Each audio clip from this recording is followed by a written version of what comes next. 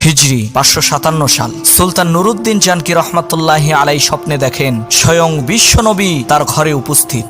নবীজি দুইজন নীল চক্ষু বিশিষ্ট ইহুদি লোকের দিকে ইশারা করে বললেন, নুরুদ্দিন, এই দুইজন লোক আমাকে খুব বিরক্ত করছে, এদের থেকে আমাকে মুক্ত করো। সকাল হওয়া মাত্রই সুলতান 16,000 অশ্বারোহী সৈন্যবাহিনী নিয়ে বাগদাদ থেকে মদিনার উদ্দেশ্যে রওনা করলেন। 17 দিনের দীর্ঘ সফর শেষে মদিনায় পৌঁছে তিনি ঘোষণা করলেন, কেউ যেন মদিনা থেকে বের না হতে পারে এবং মদিনার প্রত্যেকটা ব্যক্তি যাতে আমার শাহী দস্তরখানায় দাওয়াত খেতে আসে। শুরু হলো দাওয়াত খাওয়ানোর পালা। লক্ষ লক্ষ মানুষ 15 দিনে দাওয়াত খেলো, কিন্তু সেই নীল চক্ষু বিশিষ্ট লোকদেরকে সুলতান দেখতে পেলেন না। সুলতান বললেন, আরো কেউ বাকি আছে কি? একজন বলল, হ্যাঁ, এখনো 2 জন লোক বাকি আছে, তারা নবীজির রওজার পাশে ইবাদতে মগ্ন।